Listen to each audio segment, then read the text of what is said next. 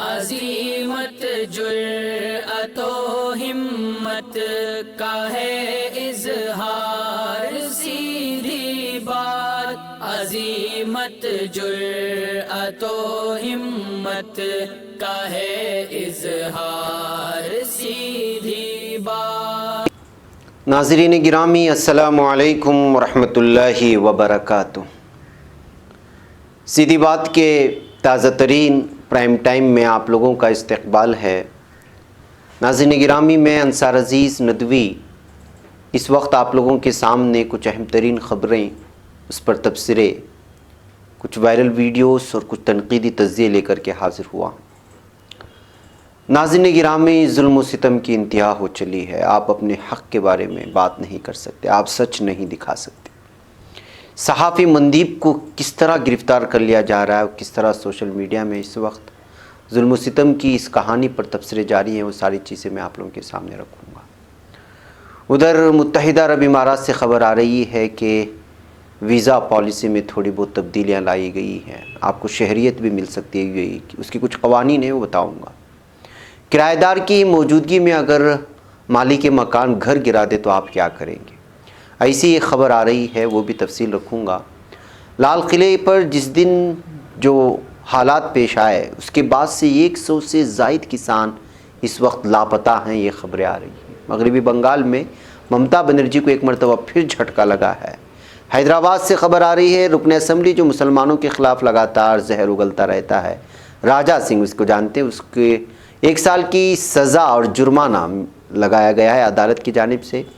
उधर शाम में अबू कमाल नामी एक इलाके में ज़ोरदार धमाकों की इत्तलात आ रही हैं। तो साल 2030 में किस तरह सफ़र का एक नक्शा ही चेंज हो जाएगा, वो एक ख़बर आ रही है। वो सारी चीज़ें रखूँ उससे पहले आप लोगों से दरख्वास्त है कि जिन अहबाब ने हमारे चैनल को सब्सक्राइब नहीं किया है वो सब्सक्राइब कर लें और हमारी इन वीडियोज़ को दूसरों तक पहुँचाने में हमारी मदद करें। लिंक को शेयर करें। और इदारे की मजबूती, नाज़रीन गिरामी, आप लोगों की मजबूती है, इस बात को आप बेहतर अंदाज में जानते हैं। आइए सबसे पहले मैं एक वीडियो दिखाना चाहूँगा। ये वीडियो आप देख लें। दिल्ली पुलिस ने आज़ाद सहाफ़ी मनदीप पूनिया को गिरफ़्तार कर लिया है।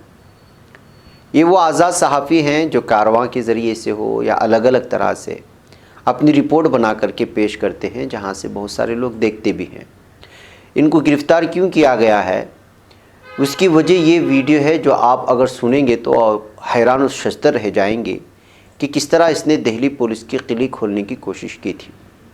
दिल्ली पुलिस ने इस बात की तस्दीक भी की है कि दिल्ली पुलिस के मुताबिक मनदीप पूनिया को पुलिस एहलकारों के साथ बदसलूकी करने और सिंगू बॉर्डर पर पुलिस को फ़राइज़ के अंजामदही में रुकावट डालने के इल्ज़ाम में गिरफ़्तार किया गया है। आप अंदाज़ा लगा सकते हैं कि यहाँ की पुलिस को उनके अंजामदही से क्यों कोई एक सहाफ़ी रोक सकता है। खैर, काबिल गौर बात यह है कि सहाफ़ी मनदीप पूनिया वही है जिसने सिंगू बॉर्डर पर किसानों के ख़िलाफ़ तशद्दुद का इर्तिकाब करने वाले लोगों का बीजेपी से ताल्लुक़ होने का दावा किया था। असल गलती यहाँ हुई है। हाल ही में कुछ लोगों ने सिंगू बॉर्डर पर एहतिजाज करते हुए किसानों पर पथराव किया था और मुबैना तौर पर मकामी होने का दावा भी किया था। ये लोग किसानों को सिंगू बॉर्डर से जाने के लिए कह रहे थे। उसके बाद किसान और हंगामा करने वाले लोगों का आपस में जो है तसादुम हो गया, जिसमें पथराव और झड़पों में मुतादिद अफराद ज़ख्मी भी हो गए। इस दौरान वहाँ की रियलिटी क्या है और वहाँ पे क्या पेश आया, कौन लोग थे वहाँ पे घुसे, उसको जो है इस वीडियो में जो इस वक्त मेरे पीछे देख रहे हैं उसमें उन्होंने बयान करने की कोशिश की थी। जाहिर सी बात है कि जब आप पुलिस के ख़िलाफ़ बोलेंगे, मरकज़ी हुकूमत के ख़िलाफ़ बोलेंगे, बीजेपी के ख़िलाफ़ बोलेंगे, तो इस वक्त क्या कुछ हो रहा है। लोग हमेशा इंदिरा गांधी का हवाला देते हैं कि उनके ज़माने में सहाफ़ियों को गिरफ़्तार कर लिया गया था, इमरजेंसी जैसी सूरत हाल है। अब तो जो है गैर एलानिया इमरजेंसी की सूरत हाल बन चुकी है। आइए मनदीप कुछ कह रहे हैं उस दिन के हवाले से, जिस वीडियो की वजह से जो है इस वक्त इनको गिरफ़्तार कर लिए जाने की ख़बरें जो है सोशल मीडिया में लगातार जो आ रही हैं। इस वीडियो को सुनने के बाद आप खुद अंदाज़ा लगा लेंगे। नमस्कार, मैं मनदीप हूं और मैं एक पत्रकार हूं पेशे से। और मैं कल सिंघू मोर्चे पर, जो किसान मजदूर संघर्ष कमेटी है, उसके स्टेज पर था जब दंगाइयों ने स्टेज के ऊपर हमला किया, किसानों के ऊपर हमला किया। और उस टाइम पे मैंने जो देखा वो मैं आपके आगे बताना चाह रहा हूं। असल में 50-60 लोगों का एक ग्रुप आता है जो तिरंगा लेकर आता है, और वो किसानों को पहले गालियां देने लग जाता है और कहता है कि उठकर यहाँ से भागो, तुम्हें सबक सिखाते हैं, और वो फिर पथराव करने लग जाता है। और पुलिस, वो 50-60 ही थे, लेकिन पुलिस 4 से 5 हजार पुलिस वाले कल थे। 2000 तो उनको बैकअप दे रहा था पूरा, और 4-5 हजार पूरे एरिया में डिप्लॉय कर रखी थी पुलिस, दिल्ली पुलिस थी।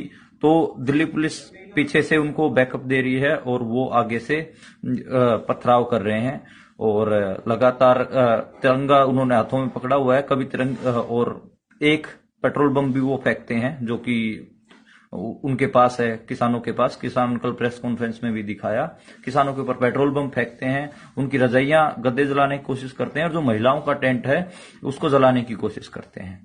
तो ये सब हो रहा था। तो अभी जिन लोगों ने वो हमला किया है, वो लोग, उन लोगों की जो आइडेंटिटी है वो भी सामने आ गई है, और साथ में दिल्ली पुलिस का रोल भी मैं आपको दिखाऊंगा, और साथ में जो मीडिया ने आज रिपोर्ट किया अखबारों में वो भी मैं आपको बताऊंगा। जो खासा दुख हो रहा है देख के, पहली बार होगा कि मतलब हुआ कुछ और है और रिपोर्ट बिल्कुल उसके उलट कर रहे हैं, और बहुत सारे जो वहां पर पत्रकार, जिनको हम जानते हैं, जो अच्छे पत्रकार हैं, वो भी उलट रिपोर्ट कर रहे हैं।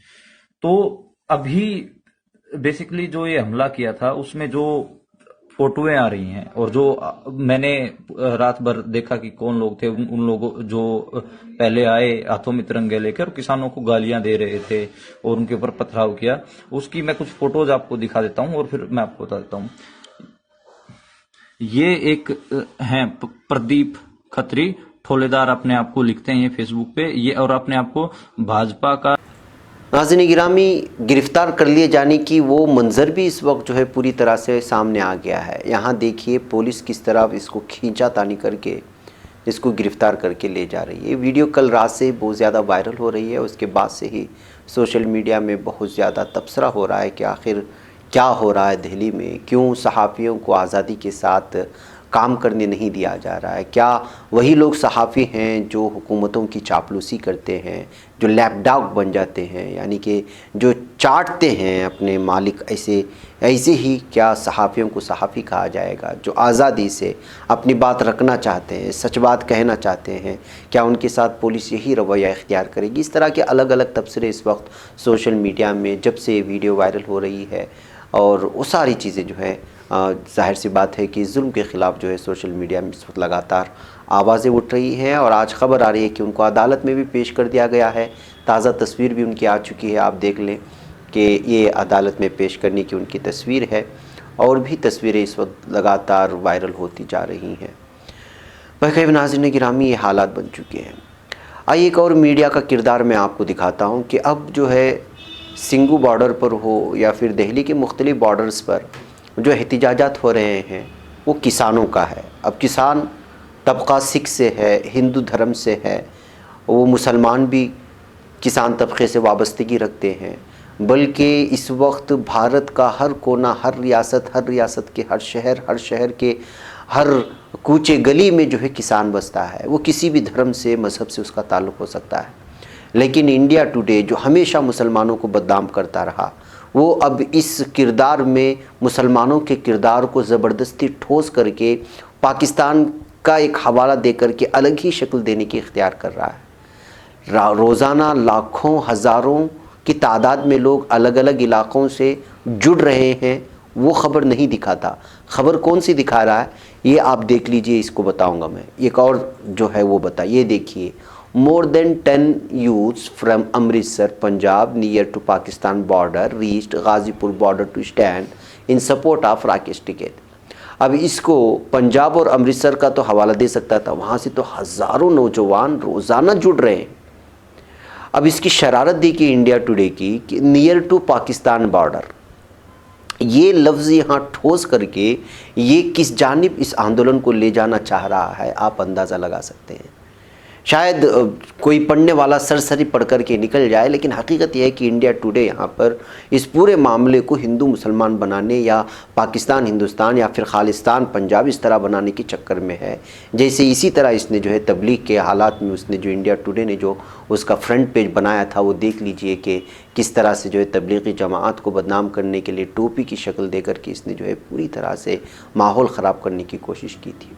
इंडिया टुडे टोटली संगी जहनीत रखने वाला अब जो है यहाँ पर भी मुसलमानों को ठोस करके बदनाम करने की कोशिश कर रहा है किसान आंदोलन को। ये भी इस वक्त कुछ तस्वीरें सामने आई तो मैंने सोचा कि हकीकत आप लोगों के सामने रखूँ। बहरकैफ आइए अगली ख़बरों की जानिब बढ़ते हैं। अगली ख़बर जो मुझे आप लोगों के सामने रखनी है वो बंगाल में, मगरबी बंगाल में इस वक्त पूरी तरह से झटका लगा है ममता बनर्जी को। चीफ मिनिस्टर मगरबी बंगाल और तृणमूल कांग्रेस सदर ममता बनर्जी को असेंबली इंतखाबात से पहले एक और बड़ा झटका लगा। हफ्ते के रोज़ राजीव बनर्जी समेत 5 साबिक तृणमूल कांग्रेस लीडरों ने बीजेपी में शमूलियत इख्तियार कर ली है। राजीव बनर्जी ने हाल ही में तृणमूल कांग्रेस छोड़ दी थी। उनके साथ रुकन असेंबली परवेर घोषाल और वैशाली डालमिया और हावड़ा के साबिक मेयर रत्न चक्रवर्ती खुसूसी तैयारी से दिल्ली पहुंचे और बीजेपी के साबिक लीडरों से मुलाकात की। घोषाल और डालमिया को हाल ही में तृणमूल कांग्रेस से मुअत्तल कर दिया गया था, यानी निकाल बाहर कर दिया गया था, बाहर का रास्ता दिखाया गया था। जाहिर सी बात है कि ये तलाश कर रहे थे कोई सहारा, तो बीजेपी उसको सहारा दिया। नादिया ज़िले की रानाघाट मगरबी असेंबली हल्के से तृणमूल कांग्रेस की साबिक रुकन असेंबली पार्थ सारथी चट्टोपाध्याय और अदाकार वदरी नलघोष भी इन लीडरों के दिल्ली सफ़र के दौरान उनके साथ थे। बीजेपी के कौमी नायब सदर मुकुल राय और कौमी जनरल सेक्रेटरी कैलाश विजयवर्गीय भी इनके साथ दिल्ली पहुंचे थे। इससे पहले दिन में राजीव बनर्जी ने कहा था कि उनके मरकज़ी वज़ीर दाखिला अमित शाह से बातचीत हुई है। तो नाज़रीन गिरामी, एक के बाद एक झटका यहाँ पर लगातार दिया जाता रहा है, लेकिन इसके बावजूद जो है ममता बनर्जी साफ कह रही है कि वो लोग हैं जिनका सियासत में कोई किरदार नहीं है, कोई शनाख्त नहीं है। बाज़ लोग कुछ लालच की वजह से जा रहे हैं या फिर उनको ये महसूस हो रहा है कि उनको इस मर्तबा उनकी कारकर्दगी की वजह से कि ज़मीनी सतह पर आवाम की बराबर खिदमत न करने की वजह से जो है उनको टिकट न मिलने वाली है। इस चीज़ को भांपते हुए लोग जो है पहले ही बीजेपी का दामन थामने की कोशिश कर रहे हैं। उनसे ना बीजेपी से लगाव है ना पार्टी से, उनको सिर्फ अपने मतलब से लगाव है कि उनको कहीं टिकट मिल जाए और वो अपना उल्लू सीधा कर सकें। यही वजह है इन लोगों को जो है किसी पार्टी के किसी जहनीत से, उनके जो है कवानीन से, उनके जो है मंसूबों से उनका कोई लेना देना नहीं होता, ये कह कर के ममता बनर्जी ने पहले ही बयान दिया था। नाज़रीन गिरामी, आइए हैदराबाद आपको ले चलूँ। मुतनाज़ बयान जारी करके हमेशा सुर्खियों में रहने वाले राजा सिंह को तो आप जानते ही हैं। मुसलमानों के खिलाफ जहर उगलने में पहले सफ़ में शामिल होता है। नामपल्ली मेट्रोपॉलिटन कोर्ट के स्पेशल सेशन जज ने गोशा महल के बीजेपी रुकन असेंबली टी राजा सिंह को पुलिस पर हमला केस में 1 साल की सज़ा और 5000 जुर्माना आयद कर दिया है। अरकान पार्लियामेंट और असेंबली के खिलाफ मुकदमात के लिए कायम खुसूसी कोर्ट के जज CHOR और आरवरा प्रसाद ने अपने फैसले में राजा सिंह को 1 साल की सज़ा, कैद बामशक्क़त और 5000 रुपये का जुर्माना आयद किया। 12 दिसंबर 2015 को उस्मानिया यूनिवर्सिटी JAC ने बीफ फेस्टिवल का ऐलान किया था, जिसके खिलाफ राजा सिंह ने एहतिजाज का मंसूबा बनाया।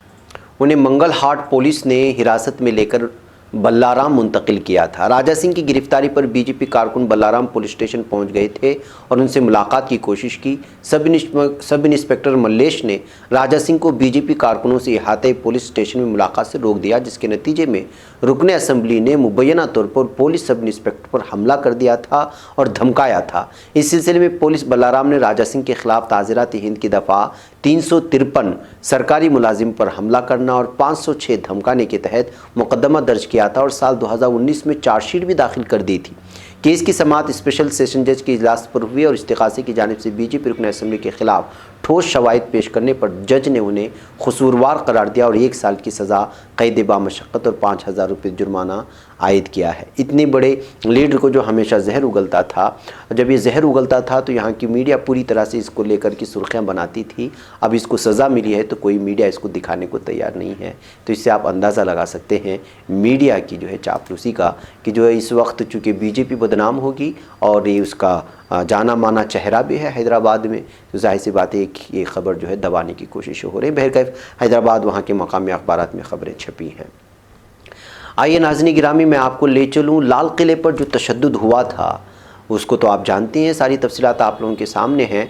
अब बताया जा रहा है कि इस वाक़े के बाद से 100 से ज़ायद मुज़ाहिरीन लापता हैं, यानी किसान लापता हैं। और आज तक की वेबसाइट के मुताबिक ताहल पुलिस के ज़रिए सिर्फ 18 किसानों की गिरफ़्तारी की तस्दीक की गई है, लेकिन बाकी किसानों के बारे में कोई इत्तलात नहीं है। तो सवाल ये पैदा होता है कि आखिर ये किसान गए कहाँ, जिनके घर वाले बहुत बड़े परेशान हैं। किसानों की इस तरह से लापता हो जाने की वजह से उनके अहल खाना को शदीद परेशानी लाहक है। तस्दीकशुदा 18 किसानों में से 7 ज़िला बठिंडा के तलवंडी साहिबो साहब डिवीज़न के बंगी निहाल सिंह गाँव के रिहायशी हैं।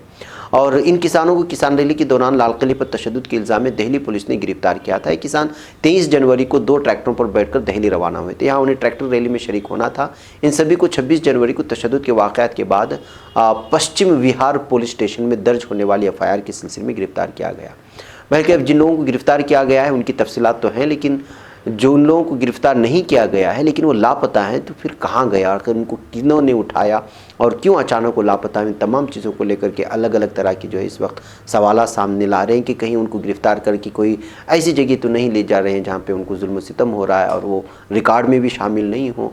इसलिए एक अलग अलग तरह के जो है सवालात पैदा होने की वजह से अब ये मामला जो है धीरे धीरे बढ़ता जा रहा है कि आखिर 100 किसान जो लापता हैं वो गए कहाँ हैं और घर वाले बड़े परेशान हैं और वो अदालत का दरवाज़ा भी खटखटाने की कोशिश कर रहे हैं। नाज़रीन गिरामी, आइए एक और ख़बर की जानिब आपको ले चलूँ और वो है किराएदार की मौजूदगी में घर को गिरा देना। जर्मनी के एक मगरबी शहर गिरुस्टाइन में एक तस्वीर लगातार वायरल हो रही है, जो तस्वीर इस वक्त आप लोगों के सामने है। इस गेरोलिस्टाइन नामी इस इलाके में एक जर्मन मालिक मकान ने उस वक्त घर का कुछ हिस्सा गिरा दिया जब उसका किराएदार घर के अंदर ही मौजूद था। इत्तलात के मुताबिक इस मालिक मकान ने मज़कूरा मकान को गिराने के लिए खुदाई करने वाली भारी मशीन का इस्तेमाल किया था। हुकाम के मुताबिक इस वाक़े में किराएदार महफूज रहा, उससे कोई ज़ख्म नहीं आए। मकामी पुलिस के मुताबिक इस वाक़े के बाद मालिक मकान के ख़िलाफ़ तहक़ीक़ात शुरू कर दी गई है। मकामी पुलिस के मुताबिक किराएदार उस वक्त घर के अंदर ही मौजूद था, मगर खुशकिस्मती से ज़ख्मी होने से महफूज रहा। लेकिन इस तरह क्यों मालिक मकान किराएदार के घर में होने की वजह से पूरा घर नीचे गिराने की ज़द में आ चुका था, ये कोई तफसीलात सामने नहीं आ रही। लेकिन मकामी मीडिया के मुताबिक इस वाक़े के बाद किराएदार ने शहरी इंतज़ामिया से रब्ता किया, जिसने फौरी तौर पर पुलिस को मुत्तला किया था। बाकी अब नाज़रीन गिरामी, ये इस वक्त तस्वीर जर्मन में बहुत ज़्यादा वायरल होते हुए अलग अलग तबसरों के साथ शेयर हो रही है कि किस तरह से जो है मालिक मकान किराएदारों पर जुल्म व सितम अपनाते हैं। नाज़रीन गिरामी, एक और ख़बर मैं आपको ले चलूँ और वो ख़बर है जो इस वक्त मुत्तहिदा अरब इमारात से आ रही है। मुत्तहिदा अरब इमारात के नायब सदर और दुबई के हुक्मरान शेख मोहम्मद बिन राशिद आल मकतूम ने शहरियत और पासपोर्ट देने से मुताल्लिक़ क़वानीन में तरामीम की मंजूरी का ऐलान किया है। दुबई के हुक्मरान ने आज सुबह अपने ट्वीट में बताया कि रियासत के सदर शेख खलीफा बिन जायद अल नहयान की हिदायत पर कानूनी तरामीम को मंजूर कर लिया गया है। नई तरामीम की रूह से सरमायाकारों, आला सलाहियतों के मालिक, साइंसदानों, तबीबों, इंजीनियरों, फ़नकारों और दानिश्वरों को उनके अहल खाना समेत इमाराती शहरियत और पासपोर्ट दिया जा सकेगा। इसका मकसद हमारे तरक्की के सफ़र में भरपूर अंदाज से शरीक जहनों को यहाँ बाकी रखना और नए जहनों को कशिश दिलाना है। शेख मोहम्मद के मुताबिक इमारती शहरियत के हुसूल के अहले अफराद की नामजदगी काबीना, मकामी सरकारी दफातर और एग्जीक्यूटिव कौंसिलों के ज़रिए अमल में आएगी। दुबई के हुक्मरान ने मज़ीद ये भी कहा कि हर तबके के लिए वाज़ेह मेयारात वज़ा किए गए हैं। कानून के मुताबिक अहले अफराद को अपनी दीगर शहरियत बरकरार रखने की इजाज़त भी दी जाएगी, यानी इजाज़त होगी, यानी आप 2 शहरियत रख सकते हैं। इस तरह की भी जो है सहूलियात आप लोगों को फराहम की जाएंगी। लेकिन इन तमाम चीज़ों के लिए जिन कवानीन को लागू किया गया है उन कवानीन पर उतरना पूरी तरह ज़रूरी होगा और उसकी सारी तफसीलात इस वक्त हुकूमत की वेबसाइट में जो वीज़ा सिस्टम अपनाते हैं वहाँ पर पेश कर दिए जाने की खबरें लगातार सामने आ रही हैं। नाज़रीन गिरामी, शाम की मशरक़ी गवर्नरी देर अज़ोर में ईरान के ज़ेर कंट्रोल इलाक़े अलबू कमाल में अल अब्बास के मकाम पर ज़ोरदार धमाकों की इत्तला सामने आ रही हैं। शाम में इंसानी हुकूक के लिए काम करने वाली ग्रुप सीरियन ऑब्जर्वेटरी की तरफ से जारी करदा एक बयान में कहा गया है कि जिस इलाके में बम धमाकों की इत्तलात मिली है वहाँ पर ईरानी हिमायत याफ्ता मलेशिया की बड़ी तादाद मौजूद है। अभी तक इन धमाकों की नौइयत, उनकी हकीकत सामने नहीं आई। अल-मरसद के मुताबिक देर ज़ोर में 19 जनवरी को ज़ोरदार धमाके हुए थे। सिर्फ 10 रोज़ में दूसरे धमाके हैं। ज़राए का मानना है कि धमाका फ़ातिमीयून ब्रिगेड की जानिब से किए गए। फ़ातिमीयून मलेशिया ने 13 जनवरी को देर अज़ोर के करीब इसराइली बमबारी की बाक़ियात को जमा करके उसे धमाके से उड़ा दिया था। बहरकैफ नाज़रीन गिरामी, यहाँ पर शाम में इसराइल की जानिब से मलेशिया, ईरानी मलेशियाओं पर हमला करने की भी खबरें लगातार सामने आती रहती है। और यहाँ इस कदर तंजीमें इस वक्त जमा हो गई कि कौन किसकी तंजीम है और कौन किसके लिए लड़ रहा है कुछ समझ में नहीं जाता। यानी शाम इस वक्त जो है जंगजू तंजीमों का एक गढ़ बन चुका है, ऐसा मान करके हमें चलना होगा। ऐसे में कौन किसको मार रहा है, किस मकसद के लिए मार रहा है, उसका ताल्लुक़ क्या है, उसका किस धर्म से ताल्लुक़ है, कुछ कहा नहीं जा सकता। अलबत्ता ये है कि मारने वाला भी अपने आप को मुसलमान कहता है, मरने वाले तो वैसे भी मासूम मुसलमान हैं। और शाम की सूरत हाल हमारे सामने है। और एक हफ़्ते में दूसरी मरतबा इस तरह के बड़े धमाके की वजह से जो है एक मरतबा शाम में मज़ीद जो है वहाँ खाना जंगी पैदा होने और फिर लोगों के बेघर होने और कई मासूमों की जानें तलफ होने की ख़बरें जो है उस पर शिबा ज़ाहिर किया जा रहा है। आइए नाज़रीन गिरामी, मैं आपको साल 2030 के सफ़र के बारे में बताता हूँ। सफ़र हर दौर में इंसान की एक अहम तरीन ज़रूरत रही है। इसी वास्ते इंसान ने सफ़र के नित नए तेज़ तरीन और महफूज तरीन ज़राए की तलाश का सिलसिला जारी रखा हुआ है। इस सिलसिले में अमेरिका में हाइपरलूप कंपनी मकनातीसी सुरंग के अंदर तूफ़ानी रफ्तार से चलने वाली सवारी पर काम कर रही है।